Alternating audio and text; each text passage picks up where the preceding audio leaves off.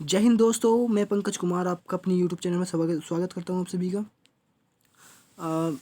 Guys, मैंने एक अपनी वीडियो बनाई है इंट्रोडक्शन टू कंप्यूटर के ऊपर। अगर आपको ये जो वीडियो है ये कंप्यूटर्स के जो मैंने प्रीवियस वीडियोस बनाए हैं उनके ऊपर ही ये बेस है। जनरली उनमें जो भी मैंने वीडियोस पहले बनाए हैं उनमें कोई भी डायग्राम नहीं था, कोई पिक्चर नहीं थी। तो इसमें मैंने कुछ पिक्चर्स इंक्लूड किए हैं। पिक्चर्स के बारे में ही आपको मैं समझाऊंगा कि यहाँ जो हमने पहले पढ़ा है उससे आपको ये आप वीडियो देखो तो इससे आपको अच्छे से समझ में आ जाएगा कि जो हमने देखा है वो क्या था। और आपको अगर आपका कोई सजेशन है मेरी वीडियो के रिगार्डिंग तो आप मुझे कमेंट बॉक्स में कमेंट कर सकते हैं। और अगर आपको कुछ और सजेशन हो या किसी और चीज़ से रिलेटेड तो आप भी मुझे कमेंट बॉक्स में लिख सकते हैं। सो गाइस, चलिए स्टार्ट करते हैं अपनी video introduction to computer. So guys, first है characteristics and features of computer. Characteristics और फीचर्स क्या होते हैं कंप्यूटर के, कंप्यूटर कैसे वर्क करता है, उसमें क्या क्या कैपेबिलिटीज़ होती हैं, वो सब पढ़ते हैं। सो फर्स्ट है फास्टर होता है कंप्यूटर। कंप्यूटर बहुत फास्ट वर्क करता है, बहुत ही ज़्यादा फास्ट करता है इंसान से तो बहुत ज़्यादा और एक्यूरेसी। Second accuracy. एक्यूरेसी क्या होती है कि जो कोई कंप्यूटर जो वर्क कर रहा है वो कितनी एक्यूरेसी से कितना सही काम कर रहा है, वो हम इसमें उसको मापदंड क्या है कि जो कंप्यूटर कर रहा है वो सही कर रहा है गलत कर रहा है। तो इसमें हम 100% एक्यूरेसी की हमें उम्मीद होती है कंप्यूटर से। कंप्यूटर जो वर्क कर रहा है वो 100% एक्यूरेसी से कर रहा है। अगर आप जैसे उसको इंस्ट्रक्शन दोगे, आप उसको जैसे इलेक्ट्रिक सिग्नल दोगे, डाटा उसमें इनपुट कराओगे, तो उससे जो हमें रिजल्ट मिलने वाला है, जो वर्क कर रहा है वो उसी के बेस पर करता है। आप जैसे उसको बोलेगे वैसे ही करेगा। नेक्स्ट है वर्सेटाइल। वर्सेटाइल का मतलब क्या होता है कि कंप्यूटर में एक काम के साथ दूसरा काम भी कर सकता है। बहुत सारे काम एक साथ कर सकता है। अगर जैसे मोबाइल है आपका, आप उसमें वीडियोस चलाकर गाने भी सुन सकते हो। वीडियो और गाने एक साथ सुन सकते हो। गाना चलाते चलाते आप कोई डॉक्यूमेंट पढ़ सकते हो या कोई नोट्स है उसको देख सकते हो। अपने दूसरे फंक्शन वीडियोस वगैरह जो इमेजेस है वो देख सकते हो। Next constant efficiency. Constant efficiency का मतलब है कि कंप्यूटर जितनी कैपेबिलिटी से अभी वर्क कर रहा है, 1 घंटे बाद 2 घंटे बाद उतनी ही कैपेबिलिटी से वो वर्क करेगा। उसके काम करने की क्षमता जो है उसमें कोई भी कमी नहीं आने वाली है। नेक्स्ट है डिलीजेंट। डिलीजेंट का मतलब क्या होता है कि अगर कंप्यूटर कोई दूसरा वर्क दिया जाए या रिपीटेड टास्क दिया जाए कि आपको यही काम 10 बार या 100 बार करना है, तो कंप्यूटर उस काम को करने में कोई भी गलती नहीं करता है। तो कंप्यूटर बहुत सारे काम एक साथ या रिपीटेड टास्क जो है वो कॉन्स्टेंटली कर सकता है। नेक्स्ट है हैव स्टोरेज। कंप्यूटर के पास स्टोरेज होता है अपना, कुछ इनपुट दिया है उसका स्टोरेज को उसको स्टोर करना, जो हमने उसको डाटा सिग्नल दिया है इनपुट्स में एंटर कराया है उसको वो स्टोर कर लेता है for further use. Next communicate. Computer communicate करता है एक दूसरे कंप्यूटर से। जैसे कि अगर आप अपने फ़ोन से दूसरे फ़ोन को कॉल करते हो, अब जैसे कोई दफ्तर होता है, कोई ऑफिस होता है, कोई भी अलग ऑर्गेनाइजेशन होता है, उसमें बहुत सारे कंप्यूटर का एक नेटवर्क बना दिया जाता है, नेटवर्क कम्युनिकेशन बिठा दिया जाता है कि सभी कंप्यूटर एक ही तरह का वर्क करें, या फिर जो एक कंप्यूटर पर दिखाया गया है वही दूसरे कंप्यूटर पर, सभी कंप्यूटर पर वही चलता है। तो एक तरीके से कंप्यूटर एक दूसरे कंप्यूटर से कम्युनिकेट करता है, बातचीत करता है। तो गाइस, इसमें हमारा नेक्स्ट पॉइंट है generation of computer. Computer generation के बारे में मैंने पहले भी बताया है। कंप्यूटर की जनरेशन क्या होती है कि अब कंप्यूटर की जो पीढ़ियाँ, हिंदी में बोलते हैं उसको कंप्यूटर की पीढ़ियाँ। तो कंप्यूटर की जनरेशन क्या है, इसमें हम पढ़ते हैं कि कंप्यूटर पहले कब बना है और समय के साथ उसमें क्या क्या डेवलपमेंट हुआ है और क्या क्या नए नए फीचर्स आए हैं उसमें। कंप्यूटर कैसे पहले था और नए कंप्यूटर में उससे क्या डिफरेंस है। सो गाइस, पहली फर्स्ट जनरेशन है वो है 1940 टू 1956, यानी कि इसका टाइम ड्यूरेशन है फर्स्ट जनरेशन का कि वो 1940 से 1956 के बीच में जो टाइम पीरियड था उसमें फर्स्ट जनरेशन के कंप्यूटर है उनका डेवलपमेंट हुआ है। तो इसमें फर्स्ट पॉइंट क्या है कि use vacuum tubes for processing. जो फर्स्ट जनरेशन कंप्यूटर थे उसमें हमने वैक्यूम ट्यूब्स का यूज़ किया था प्रोसेसिंग के लिए कि कंप्यूटर कैसे वर्क करता है। पर वैक्यूम ट्यूब्स जो हैं वो बहुत ही जैसे आप यहाँ पिक्चर देख सकते हैं, ये जो पिक्चर्स हैं सभी ये पिक्चर्स वैक्यूम ट्यूब्स की ही हैं। और ये लार्ज इन साइज़ जो कंप्यूटर होते थे फर्स्ट जनरेशन कंप्यूटर, वो बहुत साइज़ से बहुत ज़्यादा लार्ज होते थे, बहुत बड़ा इनको स्टोर करने के लिए बहुत ज़्यादा स्पेस चाहिए होता था। Use machinery language. ये कंप्यूटर मशीनरी लैंग्वेज यूज़ करते थे। अगर हम हिंदी बोलते हैं तो हम कंप्यूटर को हिंदी में नहीं समझा सकते, इंग्लिश बोलते इंग्लिश में नहीं समझा सकते।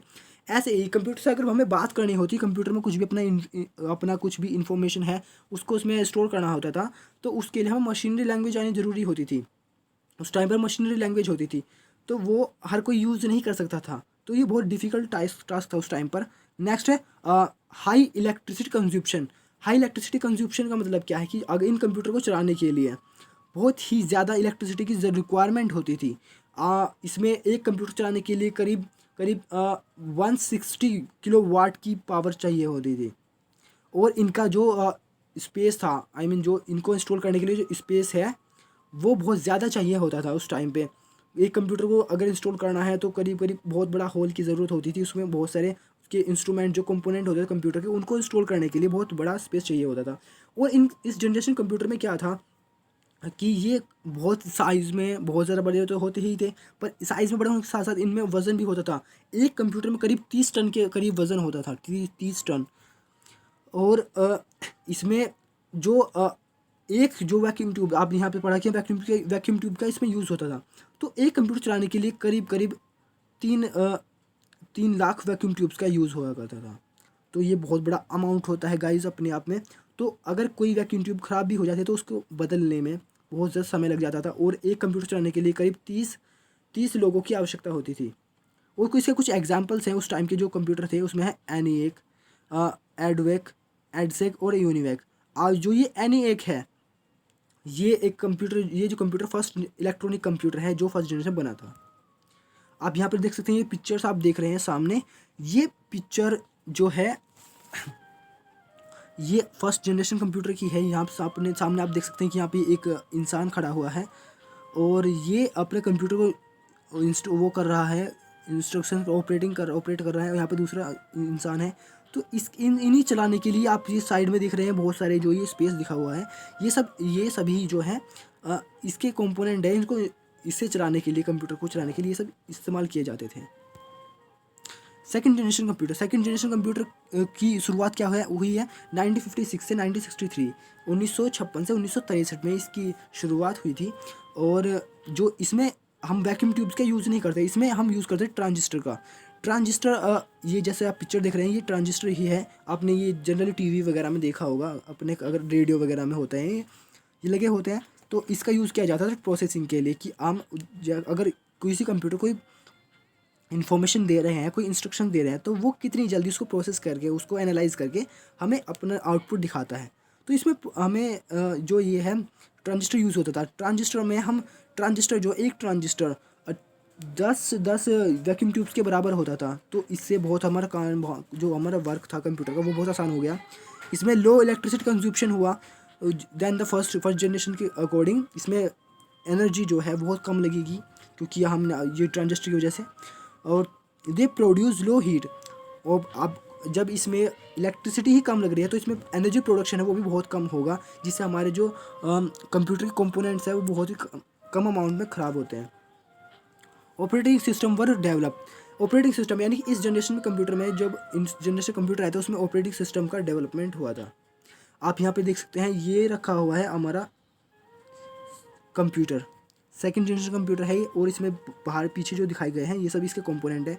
ये भी एक कंपोनेंट है इसका यूज़ होता है इस कंप्यूटर चलाने के लिए सभी। वो तो आप देखिए कितना बड़ा स्पेस चाहिए इसको भी। ये पहले से तो छोटा है लेकिन अभी भी बहुत बड़ा कंप्यूटर है। नेक्स्ट थर्ड जनरेशन है 1964 टू 1971। इसका टाइम ड्यूरेशन दिया हुआ है 1964 से 1971 में।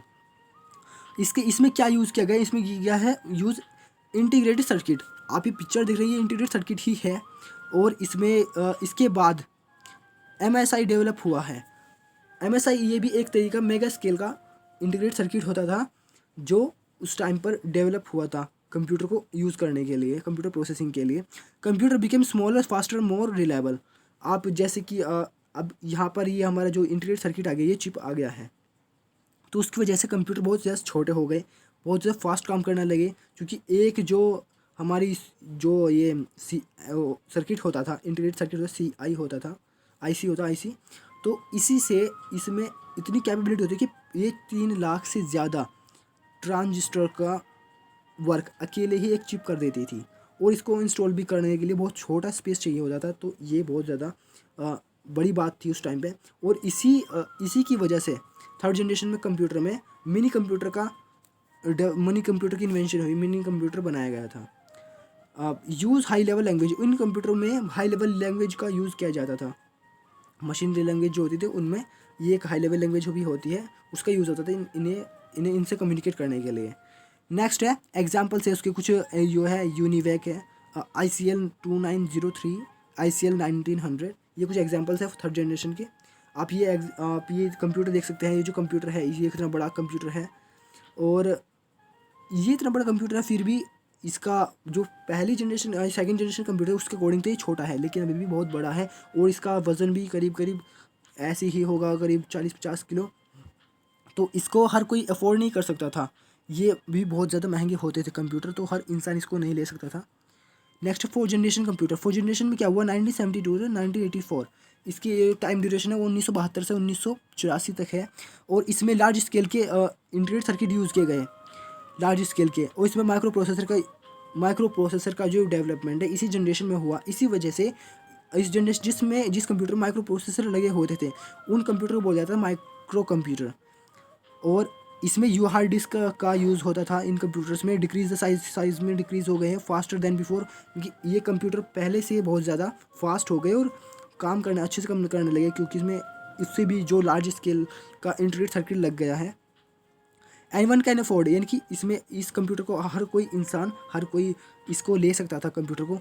फर्स्ट जो है अल्ट्रा 800 है, ये MITS कंपनी ने बनाया था। ये फर्स्ट माइक्रो कंप्यूटर था। नेक्स्ट है फिफ्थ जनरेशन में क्या आता है, 1984 टू प्रेजेंट। ये 1984 से प्रेजेंट तक चल रही है जो ये फिफ्थ जनरेशन है कंप्यूटर की। इसमें हम ये जो है बेस वो है आर्टिफिशियल इंटेलिजेंस पे बेस है। आर्टिफिशियल इंटेलिजेंस का मतलब क्या है कि जो कंप्यूटर है वो खुद के दिमाग से खुद अपने आप ही कुछ डिसीजन ले सके, खुद सोच सके, सोचने समझने की क्षमता विकसित कर सके, यही होता है आर्टिफिशियल इंटेलिजेंस। तो इस पर जो हमारे नेक्स्ट जो है अभी फिफ्थ जनरेशन कंप्यूटर वो बन रहे हैं। इसमें voice recognition being develop, voice recognition भी इसमें डेवलप की गई है कि कोई भी कंप्यूटर वॉइस को कैसे पहचान सके। और ये quantum computation, molecular and nano technology will change the computer world. जो जो नैनो टेक्नोलॉजी है, मॉलिक्यूलर है, ये सभी से कंप्यूटर की जो आने वाला जनरेशन है कंप्यूटर में का जो वर्ल्ड है बहुत बड़ा इसमें चेंज कर दिया है। उसमें अब बहुत छोटे लेवल पर भी कंप्यूटर बनाए जाते हैं। Computer shift on hand, computer आप देख सकते हो कंप्यूटर हाथ पर आ गया है। आपको घड़ी के लेवल का भी कंप्यूटर मिल जाता है, घड़ी के साइज़ कंप्यूटर मिल जाता है। और fifth point is smaller in size, ये जो कंप्यूटर होते हैं बहुत स्मॉलर होते हैं साइज़ में, फास्ट होते हैं, लो पावर कंज्यूम में पावर भी बहुत कम लेते हैं। ULSIC, ये भी एक इंटीग्रेटेड सर्किट है, इसका फुल फॉर्म है ultra large scale integrated circuit. इसके कुछ एग्जांपल्स है कंप्यूटर के, PC, लैपटॉप, अदर। आप यहाँ पर देख सकते हैं ये सभी फिफ्थ जनरेशन कंप्यूटर है और अभी कुछ डेवलपमेंट में बीइंग डेवलप्ड हैं। इनपुट एंड आउटपुट डिवाइस क्या होते हैं, मैंने आपको समझाया था अपनी प्रीवियस वीडियो में कि इनपुट डिवाइस और आउटपुट डिवाइस क्या है। अगर आपको नहीं पता तो आप मेरी पहली वीडियो देख सकते हैं। इनपुट डिवाइस वे डिवाइस होते हैं जिनसे हम अपनी कोई भी इंफॉर्मेशन या इंस्ट्रक्शंस या इलेक्ट्रिक सिग्नल अपने कंप्यूटर को समझा सकते हैं, कंप्यूटर को दे सकते हैं। तो वो होता है इनपुट, और उससे जो हमें रिजल्ट मिलता है उसको प्रोसेसिंग होने के बाद में वो मिलता है, वो होता है आउटपुट। तो गाइस आप देख सकते हैं, आप हमारे यहाँ पे कीबोर्ड है, कीबोर्ड पे हम कुछ की प्रेस करते हैं या माउस से कर्सर को इधर उधर करते हैं, जिस की पे प्रेस करते हैं वही वो उसका रिजल्ट दिखाता है। तो ये एक इनपुट है, ये हमारे जो इनपुट डिवाइस होते हैं इनसे कंप्यूटर में इंस्ट्रक्शंस को इंटर कराते हैं। अब हमारे ये आउटपुट डिवाइस है हमारे ये प्रिंटर, प्रोजेक्टर और ये मॉनिटर, इनसे हमें रिजल्ट मिलता है। नेक्स्ट देखिए कंपोनेंट्स ऑफ कंप्यूटर के कुछ कंपोनेंट्स भी होते हैं। जैसे अगर मैं कुछ की बात करूं तो यहाँ पे देखिए आप सकते हैं कि जैसे कंप्यूटर सिस्टम पूरा ही कंप्यूटर सिस्टम होता है, उसमें बहुत सारी चीज़ें यूज़ होती हैं। तो जैसे कि फर्स्ट ये है पीपल जो कंप्यूटर को यूज़ कर रहा है वो होता है यूज़र। और डाटा इन्फॉर्मेशन यानी इन्फॉर्मेशन जो है ये यहाँ पे आप देख सकते हैं कि यहाँ पर ये लिखी हुई है पेज पर, और ये जो लेडी है, ये जो भी यूज़र है वो इसको माउस और कीबोर्ड की सहायता से इसमें उसको एंटर करा रही है, यानी कि इसको इनपुट दे रही है, और देन इसको प्रिंटर की सहायता से इसको आउटपुट मिल जाएगा। और इसमें कुछ हार्डवेयर जैसे ये मॉनिटर हो गया, और CPU वगैरह नीचे रखा हुआ है, CPU और भी जो भी चीज़ें हैं ये इसका हार्डवेयर है। और सॉफ्टवेयर पीछे रखी हुई चीज़ें हैं ना, ये दिखाई दे रही बुक जैसी, ये बुक नहीं है, ये सॉफ्टवेयर है। यहाँ पे देख सकते हैं लिखा हुआ है इन पर एक्सेल, विंडो वगैरह जो भी लिखा हुआ है ये इसके सॉफ्टवेयर हैं, जिसकी वजह से ये हमें जो हार्डवेयर कम वर्क कर रहे हैं इस कंप्यूटर पर। इनपुट डिवाइस, जैसे कि आप ये डायग्राम देख सकते हैं इनपुट में, इसमें इनपुट से जो इनपुट हम अपना इसको कंप्यूटर को देते हैं वो CPU में जाता है। CPU में कंट्रोल यूनिट होता है। कंट्रोल यूनिट इसके इन्फॉर्मेशन को कंट्रोल करती है, फ्लो को कंट्रोल करती है। फिर उसको बाद में ये मेमोरी जो होती है, रैम होती है, उसमें जाता है। उससे फिर स्टोरेज में जाता है। फिर स्टोरेज जो है वो परमानेंट मेमोरी होती है। इसमें जो भी आपका इन्फॉर्मेशन है वो परमानेंटली स्टोर हो जाता है। पर जो हमारी रैम होती है ये एक टेम्परेरीली मेमोरी होती है। इसमें इन्फॉर्मेशन बस कुछ समय के लिए ही रहती है। इसके बाद वो उसमें जाती है अर्थमेटिकल लॉजिकल यूनिट में, और अर्थमेटिकल लॉजिकल यूनिट से वापस कंट्रोल यूनिट में आती है, और देन हमें आउटपुट मिलता है। आप यहाँ पर सभी देख सकते हैं, बहुत सारे यहाँ पे कंपोनेंट्स हैं। आप जैसे कि यहाँ पे स्पीकर हो गया, स्पीकर यहाँ रखे एक, ये दूसरा कम स्पीकर हो गया। मॉडेम, ये मॉडेम हो गया हमारा यहाँ पे। और माइक्रोफोन ये रखा हो गया। और CPU, रैम हमारी ये होगी, यहाँ पे रखी हुई है, रैम है। और CPU यहाँ पर आप देख सकते हैं ये CPU है। और बहुत सारे पार्ट्स है कंप्यूटर के, आप यहाँ पे देख सकते हैं। नेक्स्ट है हमारा मोर रैम बेटर परफॉर्मेंस। अब इसका मतलब क्या है कि जितनी ज़्यादा रैम होगी हमारी उतनी ज़्यादा परफॉर्मेंस होगी। मतलब क्या है कि जितना ज़्यादा प्रोसेसिंग जल्दी होगी, अगर ज़्यादा रैम लगेगी तो प्रोसेसिंग में उतना ही कम वक्त लगेगा और हमारा कंप्यूटर उतना ही फास्ट वर्क करेगा और जल्दी वर्क हो जाएगा, इसलिए बेटर परफॉर्मेंस कहा गया जाता है। और इसमें देख सकते हैं आप कुछ ये लगे हुए हैं। आप ये बोर्ड देख रहे हैं, ये इसको एक्सपेंशन बोर्ड भी कहते हैं और इसको मदरबोर्ड भी कहते हैं। मैंने आपको समझाया होगा पहले वीडियो में। नेक्स्ट पिक्चर आप देख सकते हैं कि यहाँ पे हार्ड डिस्क, यानी जो है ये हार्ड डिस्क है, ये फ्लॉपी डिस्क है और ये CD-ROM ड्राइव है। इनका यूज़ होता है कंप्यूटर में। जो हार्ड डिस्क है वो एक्चुअल में ऐसी दिखती है, जो अगर हम मार्केट से लेने जाते तो हमें ऐसी दिखाई देगी। और ये कॉम्पैक्ट डिस्क ऐसी दिखती है, कॉम्पैक्ट ड्राइव। और रैम आप देख सकते हैं ऐसी दिखती है। और ये रोम, अगर आप किसी कंप्यूटर खोल के देखें तो आपको ऐसे ऐसे पार्ट उसमें देखने को मिल जाएंगे और आपको समझ आएगा कि हाँ रैम ऐसी है और रोम ऐसी होती है, रैम रोम। और ये रैम रोम है वे प्राइमरी स्टोरेज में आते हैं, क्योंकि इसमें जो डाटा है वो टेम्परेरीली स्टोर होता है। बट अब हम सेकेंडरी स्टोरेज की बात करें, ये जैसे कि हमारा पेन ड्राइव है, यहाँ पर CD है, और ये मेमोरी कार्ड है, जिप फाइल है, और ये हार्ड ड्राइव, डिस्क ड्राइव, ये सब चीज़ें हैं जो ये सभी हमारे होते हैं सेकेंडरी मेमोरी होती है। इनमें हम अपने जो डाटा है वो परमानेंटली स्टोर कर सकते हैं। और मैंने उसमें कुछ सॉफ्टवेयर जैसे होते हैं, सॉफ्टवेयर आपको पता होगा कि सॉफ्टवेयर क्या होता है। सॉफ्टवेयर कुछ प्रोग्राम होते हैं जिनकी वजह से हमारा जो कंप्यूटर है वो रन करता है। हार्डवेयर को चलाना और की हार्डवेयर वगैरह जो है सभी इन सब का कम्युनिकेशन बिठाता है इनपुट आउटपुट डिवाइस की सहायता से। तो उसे में जो भी प्रोग्रामिंग होती है कि कंप्यूटर को वर्क क्या करना है, उसी के लिए कुछ सॉफ्टवेयर होते हैं। सॉफ्टवेयर के 3 टाइप्स मैंने आपको बताए थे, एप्लीकेशन सॉफ्टवेयर, सिस्टम सॉफ्टवेयर और ऑपरेटिंग सॉफ्टवेयर। प्रोग्रामिंग सॉफ्टवेयर जो होते हैं ये सभी इन सब की सहायता से ही हमारा कंप्यूटर रन करता है। सो गाइज़, मेरी वीडियो में अगर आपको अच्छी लगी हो तो इसमें कमेंट ज़रूर करना। लाइक और सब्सक्राइब की कोई ज़रूरत नहीं है आपको, लेकिन कमेंट ज़रूर करना कि अगर आपको वीडियो में कुछ और इम्प्रूवमेंट करना चाहते हो, कोई भी वॉइस रिकॉग्निशन में वगैरह, या फिर अगर वीडियो आप में आपको कुछ और भी चेंज करना चाहते हो, या फिर किसी दूसरे टॉपिक पर वीडियो चाहिए आपको, तो मुझे कमेंट बॉक्स में कमेंट करके आप बता सकते हैं। So guys, thank for watching my video. Thank you.